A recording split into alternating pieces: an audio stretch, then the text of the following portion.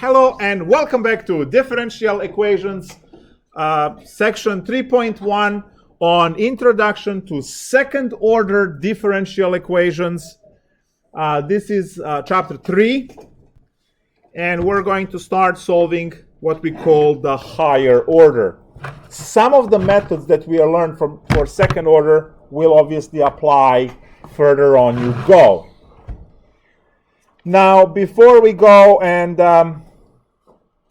deal with solutions, first let's define what the second order differential equation looks like, and that is going to be a function of, and now we can have independent variable x, function y, the first derivative, and the most important, obviously, second derivative needs to be in there.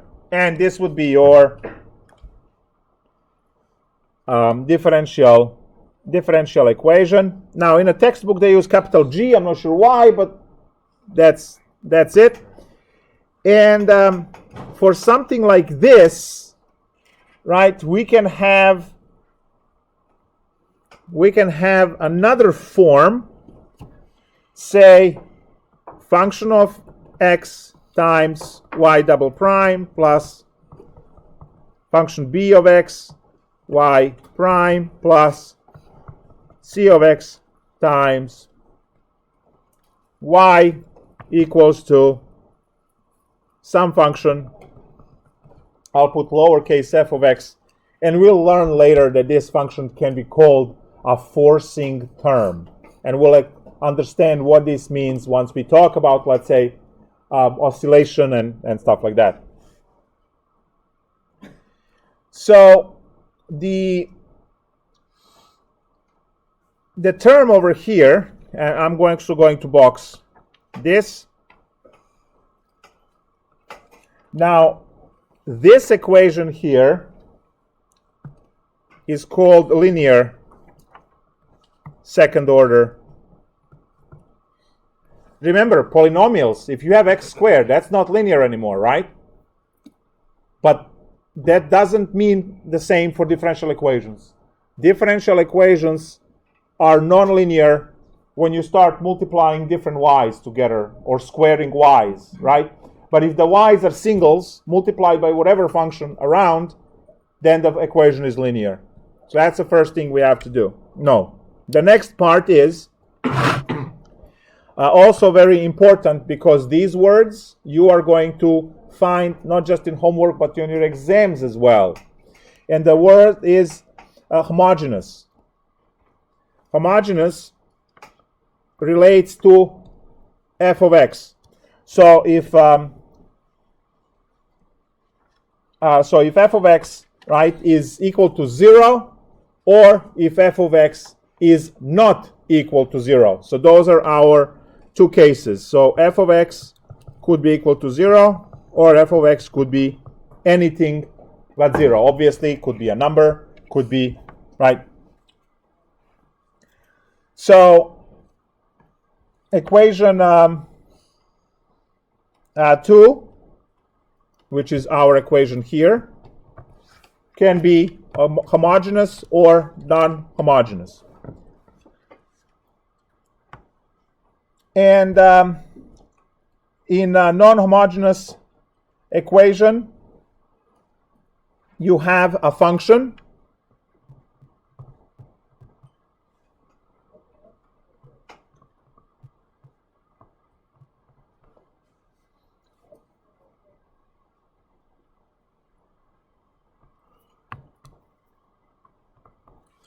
and when it's equal to 0,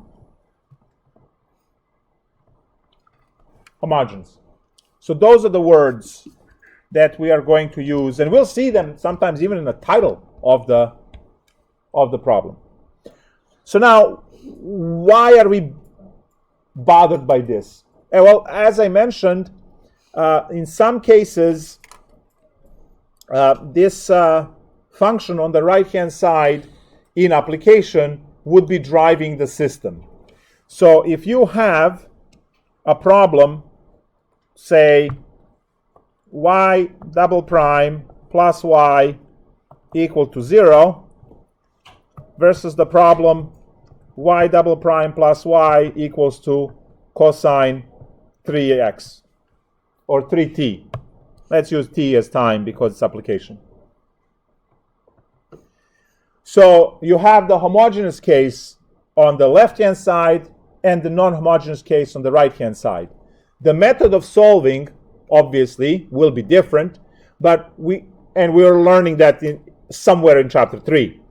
What we are concerned with right now is understanding what that means real quick. Now, if you are considering the system, these are oscillations. So the solution for these problems are going to be some kind of wave. Now, what I want you to think of is pendulum, and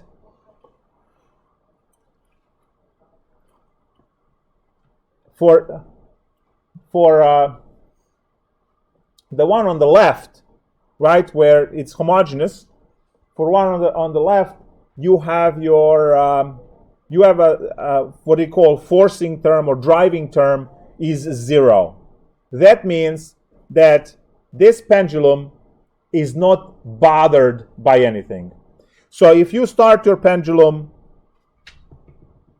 here and let go, the pendulum will be going back and forth, back and forth, back and forth. But then, depending on how good your model is, the pendulum should slow down and the pendulum should stop, right? As compared, say,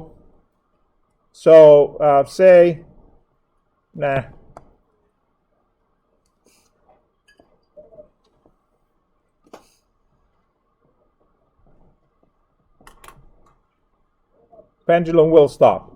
Now over here, pendulum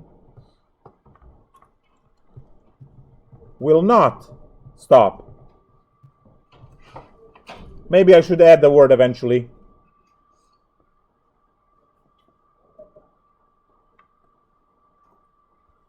Now, why is the one on the right-hand side not going to stop? Well, because you have a cosine that it's periodically punching the system, right? Now, think of a kid on a swing. That's your pendulum, right? If you just, let you lift the kid up in a swing, you let go, the kid is going to go, and then it's just going to eventually stop.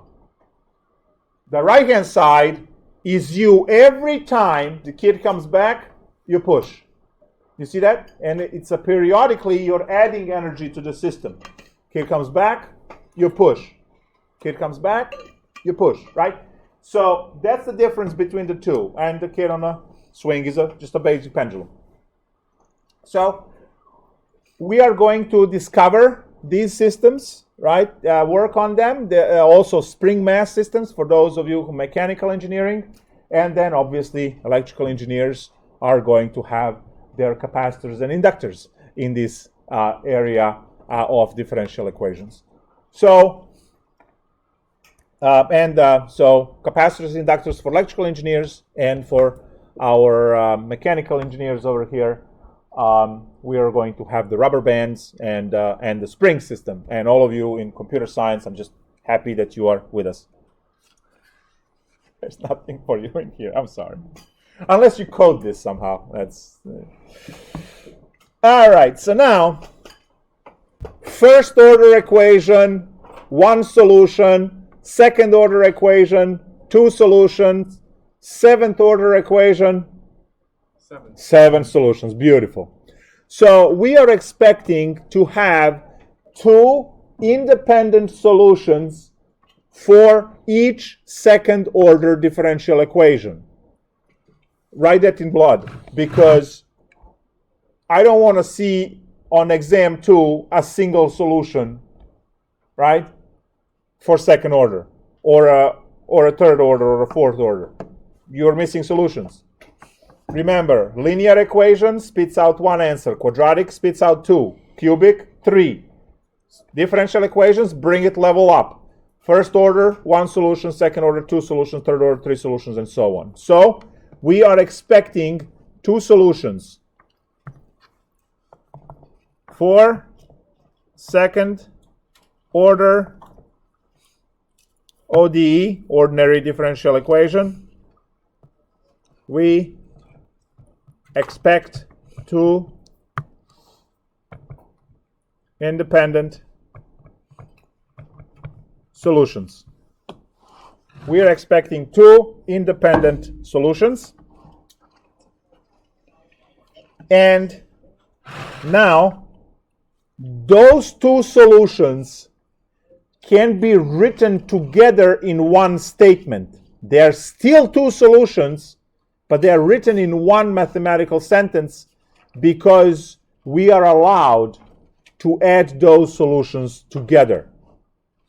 All right? So that is called the theorem 1 principle of superposition for homogeneous equations. So that will go beyond two solutions, but this one is for two solutions only. And it says, I'm going to do it this way. So second order, we accept two independent solutions. So I'm going to say y1 is equal to c1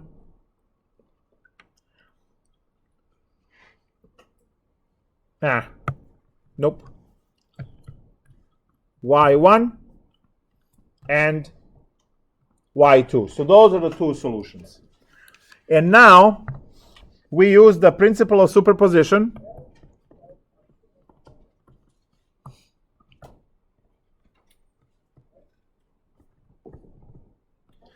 to say that y is equal to c1y1 plus c2y2.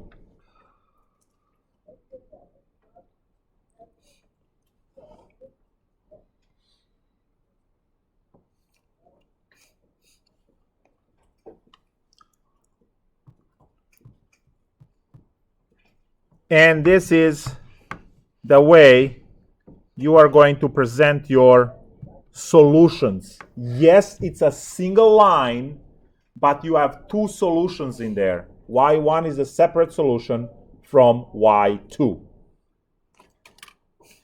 Now we can just quickly check this on our previous example of y double prime plus y equal to 0, whose solutions I am going to give you because I am awesome, right? So without solving this, y1 is equal to cosine x and y2 is equal to sine x, right? So this is me being nice, right? You have an equation that you don't know yet how to solve, and I just gave you a solution. Now, you being terrible as you are, you're just going to say, I don't believe you. Well, fine. Check them, right? I was nice, I gave you the solutions, and now you're doubting me. Okay. Create a superposition of the solutions, differentiate twice, and stick it in the differential equation. So, what is my superposition now? Y is equal to C1, that's a constant, C1, cosine x plus C2 sine x. So you are going to create the superposition of two solutions, and you will actually box this and present as the solution to the whole problem. But it's actually two solutions in one. And now, in green, as we are used to, you are going to check. Well, you need to find y prime, which is going to be negative c1 cosine, no, lies, negative c1 sine x plus c2 cosine x. And then y double prime is going to be negative c1 cosine x minus c2 sine x. Now, the y double prime goes in there, and y goes in there, and you can immediately see that they do add to 0.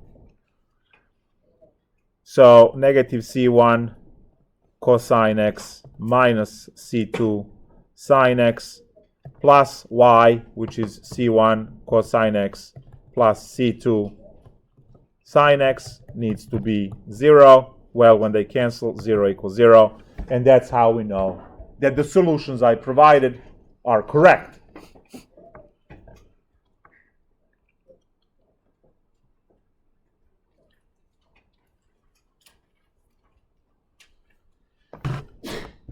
Nice one. No coffee. So,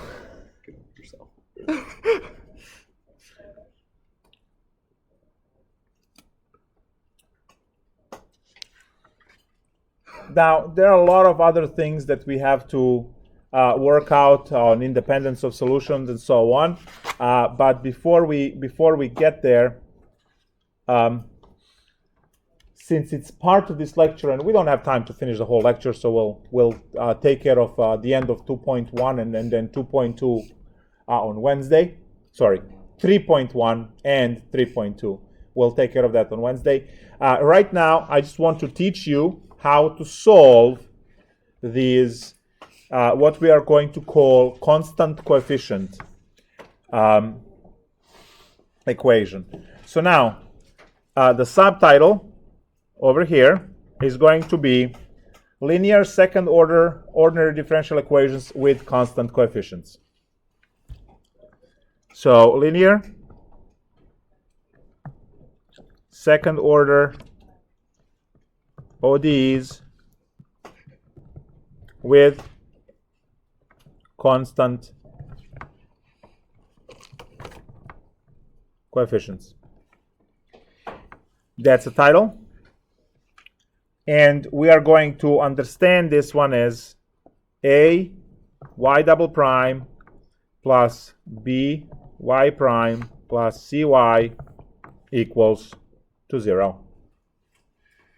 I'm going to box this. This is our differential equation. Looks like that.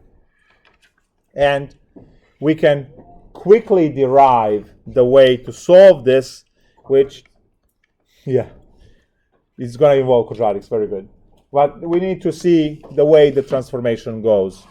So to develop the method, we're going to assume the solution and then work it out. So let the solution be some kind of e to the RT, e to the Rx, e to the RT, whatever. The book is using X, whatever. I like T because everything that we count, all application in differential equation, everything progresses in respect to time. So for all applications in the whole course, T is always independent variable, and X is not, right? So I like to use. Thank you. Thank you. I like to use the T. So now, what we can do here is we can go and say then y prime is going to be RE to the RT, and y double prime is going to be R squared e to the RT. And then we plug in. What you get is A R squared e to the RT plus BR e to the RT plus C E RT equal to 0. You factor out e to the RT, which leaves you with ER squared plus BR plus C equal to 0. You are allowed to divide by e to the RT because e to the RT can never be 0. Remember that exponential function, whether it's growth or decay, never crosses x-axis, so it's never 0. So we can just divide both sides by it, and you get AR squared plus BR plus C equal to 0. This equation is called characteristic equation.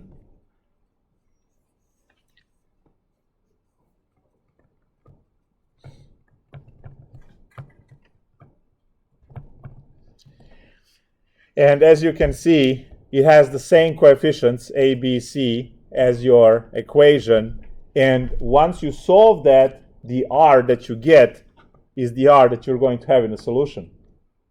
And you remember when you solve a quadratic, you get two different R's for two different solutions. Magic. I gotta buy some of the fairy dust every time something like this happens. Like, oh, So let's take a look at an example of this. 2y double prime minus 7y prime plus 3y equal to 0. You immediately go and say 2r squared minus 7r plus 3 equal to 0. And then you factor this or solve it in any way you know. If you're able to factor, you factor. If you're not able to factor, then use the quadratic formula to come up with the solutions. So R1, 2 is negative b plus minus square root of b squared minus 4ac divided by 2a. So R1, 2 is 7 plus minus square root of 49 minus 24 divided by 4. 49 minus 24 is 25. Square root is 5. So we have R1, 2 is 7 plus minus 5 over 4. That gives us R1 to be 3 and the R2 to be half, right?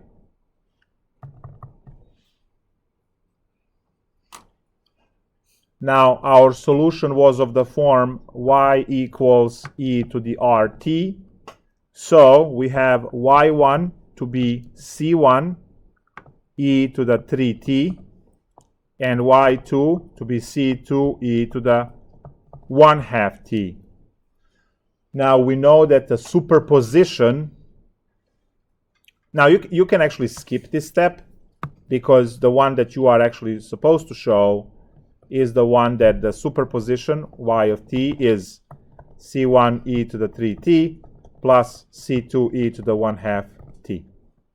And that would be the solution to the differential equation. There's no obviously plus c at the end or anything like that. You already have your c1 and c2 part of the solution. This is called general solution because I did not have two initial conditions to solve for c's. Once I have those, next class, I will be able to come up with a particular solution where, I don't know, c1 is 10 and c2 is -5. I don't know. Yes? Is y prime, y double prime always the same? Like e to the RT, or e to the RT? For constant coefficients, yes. But hold on. Yeah. So is that the equivalent of an integrating factor? Nope. This is... So we'll continue this next class. This is about a third, maybe, of the whole thing. So we'll have ways to go.